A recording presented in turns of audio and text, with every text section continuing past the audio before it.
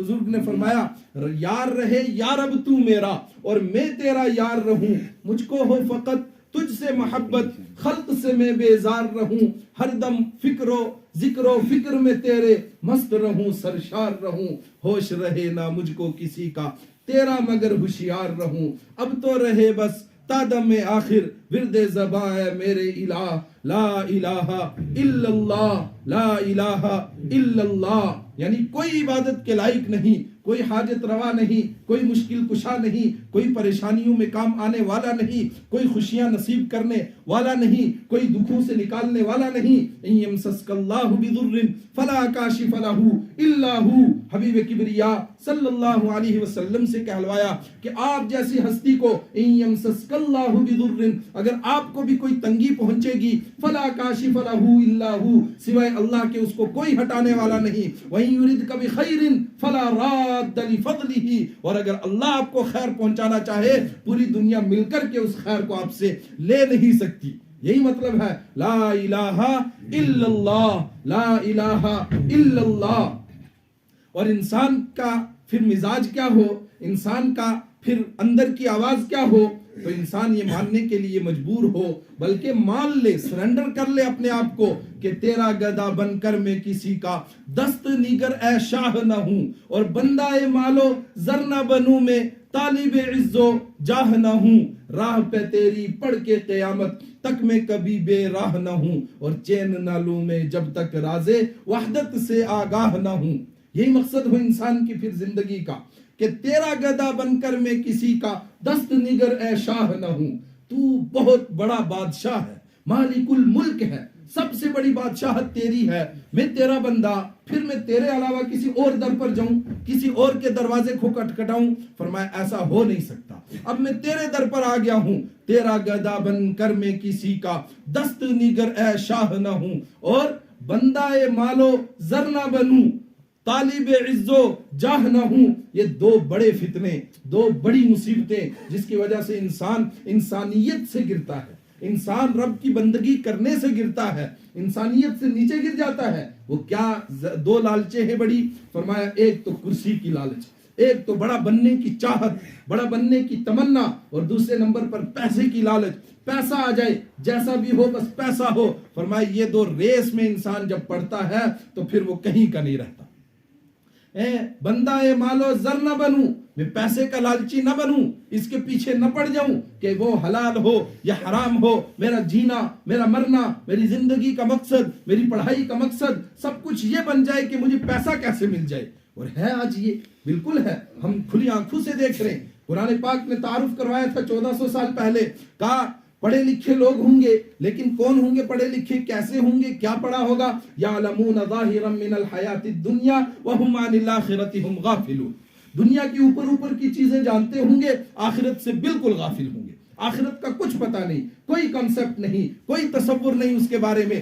چلو ٹھیک ہو گیا، لیکن یہ چلو ظاہری باتیں پڑھی تھی، کیوں پڑھی تھی؟ مقصد کیا تھا؟ لم یرد الا الحیات الدنیا ذلک مبلغہم من العلم، علم کی انتہا یہ ہوئی، بہت اونچی لیول کی پڑھائی کی، بہت دور تک پہنچے، 20 25 30 سال پڑھا، مقصد کیا ہوا؟ لم یرد الا الحیات الدنیا، دنیاوی زندگی کے بغیر کچھ چاہیے ہی نہیں، صرف 4 پیسے کمانے کے لیے اتنی زیادہ محنتیں کرتے رہے۔ قرآن نے گلہ کیا، شکوہ کیا، ذالک مبلغہم من العلم، علم کی انتہا بس یہی ہوئی، یہی تم پہنچ سکے کہ ہم اچھے پیسے کیسے کما لیں، یہی پہنچ سکے کہ اچھی سیلری کیسے ہماری ہو جائے، اچھی انکم کیسی ہو جائے، اس سے زیادہ تمہیں کچھ سوجا نہیں؟ تمہیں کیا اس لیے پیدا کیا تھا کہ تم اپنی زندگی کھپا دو صرف کمانے کے لیے؟ اس کے بغیر تمہارا کوئی مقصد نہیں تھا؟ تو فرمایا بندہ مالو زر نہ بنوں، دولت کو کمانے کو شریعت اپریشیٹ کرتی ہے، اس کو برا نہیں سمجھتی ہے، لیکن اس طرح سے کمائی جائے جو جائز طریقے ہیں۔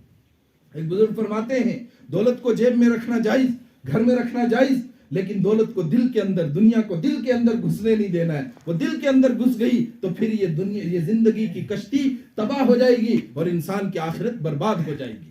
بندہ مالو زر نہ بنوں، بندہ مالو زر، پیسے کی پوجا ہو رہی ہے، پیسے کے سامنے جھک رہا ہے، پیسے کے سامنے اپنا سب کچھ بیچ رہا ہے، اس کے لیے ہر چیز پر کمپرومائز کر رہا ہے۔ شریعت کی پاسداری رہے یا نہ رہے، اس کا پاس رہے یا نہ رہے، کوئی فکر نہیں، بس پیسہ رہنا چاہیے۔ مال رہنا چاہیے، یہ ملازمت رہنی چاہیے. فرمایا یہ بندہ مال و زر نہ بنوں، اس سے مجھے بچانا کہ میں عبادت کرنے لگ جاؤں پیسے کی، اور طالب عز و جاہ نہ ہوں، عزت، مقام، مرتبہ، کرسی، اس کی چاہت ہو میرے دل کے اندر، اس سے بچانا. اس لیے کہ پیسے سے بڑا نشہ کرسی کا ہوتا ہے، پیسے سے بڑا نشہ لیڈری کا ہوتا ہے. اور اسی وجہ سے انسان دیکھتا ہے کیا دینی یا کیا دنیاوی، ہر جگہ کھینچا تانی رہتی ہے، ہر جگہ لڑائی رہتی ہے. کیوں؟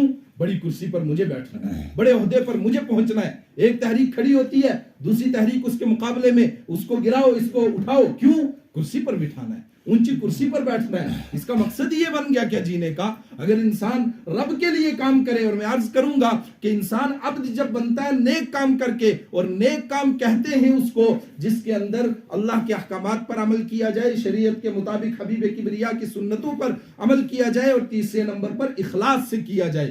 اخلاص سے کیا جائے. اگر ہر بندے کے اندر اخلاص ہو جائے تو پھر ایک دوسرے کو وہ کیوں کھینچے گا نیچے؟ ایک دوسرے کی وہ ٹانگیں کیوں کھینچے گا؟ وہ تو اس کو بیک کرے گا، اس کا ساتھ دے گا، اس کو اٹھانے کی کوشش کرے گا. گویا اس کے اندر کچھ دال میں کالا ہے، دال میں کچھ کالا ہے، یا پھر پوری دال ہی کالی ہے نیچے سے اوپر تک. کا بندہ مال و زر نہ بنوں میں، طالب عز و جاہ نہ ہوں. عزت چاہیے، مقام چاہیے، مرتبہ چاہیے، اس کے لیے میں جائز ناجائز سب کچھ کر گزروں، اس سے اللہ میری حفاظت فرما. بندہ مال و زر نہ بنوں میں، طالب عز و جاہ نہ ہوں. راہ پہ تیری پڑھ کے قیامت تک کبھی بے راہ نہ ہوں، اور چین نہ لوں میں جب تک راز وحدت سے آگاہ نہ ہوں. راز وحدت.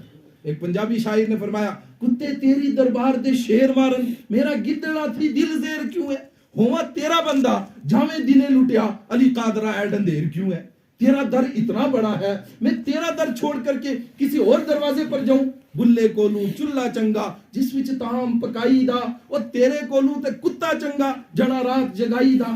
پھر انسان اگر رب کا در چھوڑ دے، اس کو چھوڑ کر کے کسی اور دروازے پر چلا جائے، وہ اپنا مقصد زندگی، مقصد حیات ہی دولت کو بنا لے، کرسی کو بنا لے، رب کی عبادت کرنا چھوڑ دے، پھر ان چیزوں کے سامنے جھکنے لگ جائے، اور آپ کہیں گے ہم تو پوجا نہیں کر رہے. میں نے عرض کیا وہ کمپرومائز کر لے ان چیزوں کے لیے، وہ اپنی سیلری کے لیے، اپنی تنخواہ کے لیے، اور اپنے ان چیزوں کو بچانے کے لیے، اپنی کرسی کو بچانے کے لیے شریعت کی کوئی پاسداری نہ کرے. گویا ان کی وہ پوجا کر رہا ہے. تو کافر تو تیرے سے کتا اچھا ہے، تیرے کولوں کتا چنگا جڑا رات جگائی دا. وہ مالک کا تھوڑا سا ٹکڑا کھاتا ہے، تھوڑی سی روٹی کھاتا ہے، رات بھر اس کے گھر کا پہرا دیتا ہے، اور تو اللہ کی اتنی نعمتیں کھا کر کے ناشکرا ہو گیا. فرمایا بلے کولوں چلا چنگا جس وچ تام پکائی دا. کھانا جس میں بناتے چولہا کا وہ تیرے سے اچھا ہے، وہ جل رہا ہے بیچارہ، لیکن کھانا تجھے بنا کر دے رہا ہے. اور پھر تیرے سے کتا اچھا ہے. اور صرف اسی کی بات نہیں، قرآن نے کہا یہ اولئک کالانعام بل ہم اضل. فرمایا انسان جب انسانیت سے گرتا ہے، انسانیت سے نیچے جاتا ہے، پھر کتنا نیچے چلا جاتا ہے؟ فرمایا جانور بن جاتا ہے، وہ جانور ہو جاتا ہے. لیکن جانور بھی دیکھے نا کتے کا کیا کریکٹر ہے، مالک کا در نہیں چھوڑتا. کافر بل ہم اضل، ان سے بھی گھٹیا ہو جاتا ہے. اللہ ہماری حفاظت فرمائے.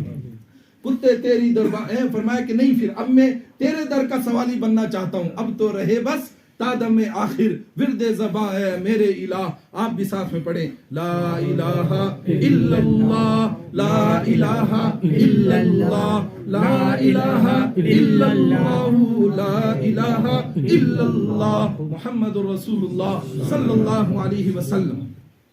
یہ انسان کا پھر فرسٹ پریورٹی بن جائے، انسان کی پہلی ترجیح بن جائے کہ میں رب کا عبادت گزار بندہ بنوں گا. اسی کو دوسرے لفظوں میں مومن کہتے ہیں، اسی کو دوسرے لفظوں میں انسان کہتے ہیں، کہ وہ رب کی ماننے والا بنے، من کی ماننے والا نہ بنے. ایمان والوں کی اللہ نے خصوصیات بیان کی. پہچاننا ہو کون ہے مومن کا دیکھ لو، انما المؤمنون الذین اذا ذکر اللہ وجلت قلوبہم واذا تلیت علیہم آیاتہ زادتہم ایمانا. یہ ہیں ایمان والے بندے. میں اور آپ یہاں اسی لیے جمع ہوتے ہیں تاکہ ہمیں اپنی آخرت کی فکر ہو جائے، اور ہمیں یہ فکر ہو جائے کہ ہم پکے سچے مومن کیسے بنے. ہم یہ دیکھ لیں کوالٹیز ہمارے اندر کتنی ہیں. یہ قرآن نے صفات بیان کی ایمان والوں کی. انما المؤمنون الذین اذا ذکر اللہ، ایمان والے لوگ وہ ہوتے ہیں اذا ذکر اللہ، جب اللہ کا نام لیا جائے، کہا جائے اللہ، وجلت قلوبہم، ان کے دل دہل جاتے ہیں، ان کے دل ہل جاتے ہیں، کانپ جاتے ہیں. وَإِذَا تُلِيَتْ عَلَيْهِمْ آيَاتُهُ، اللہ کی آیتیں ان کو جب پڑھ کر کے سنائی جاتی ہیں زادتہم ایمانا، ان کا ایمان اور بڑھ جاتا ہے.